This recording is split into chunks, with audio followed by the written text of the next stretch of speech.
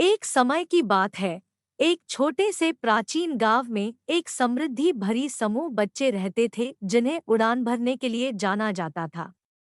प्रतिशत समय अपने काम समाप्त करने के बाद वे एक खुले मैदान में इकट्ठा होते थे और दोस्ताना पतंगबाजी में शामिल होते थे।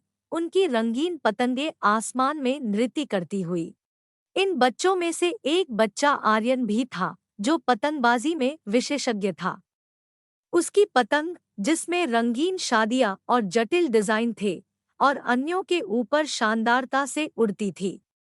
आर्यन की पतंग को निर्देशित करने में उसकी कुशलता ने उसे पूरे गांव की पूरी श्रद्धांजलि और सम्मान दिलाया।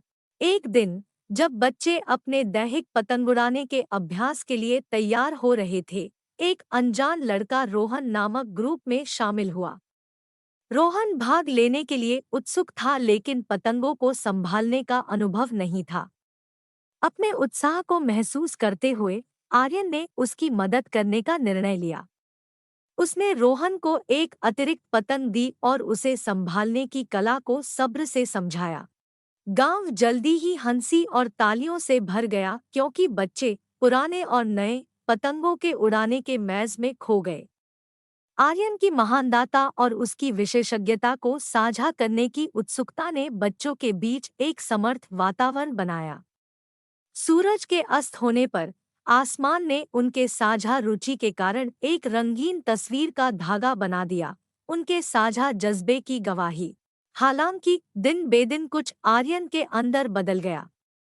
उसने महसूस किया कि रोहन की पतंग, जिसमें इसकी सामान्य डिजाइन और बुनियादी रंग थे, बच्चों के बीच प्रसिद्ध हो रही थी। आर्यन की कभी-कभी भी उड़ाती हुई पतंग, यद्यपि कुशलता से तुलना में अपनी ब्रिलियंस को खोने लगी थी। ईर्ष्या आर्यन के दिल में घुस गई और उसने खुद को रोहन की बढ़ती हुई प्रसिद्धि का दोषी माना। एक शाम, जल्दी ही अपने ईर्ष्या को और बढ़ाने में असमर्थ, आर्यन ने रोहन से मुख मिलाया।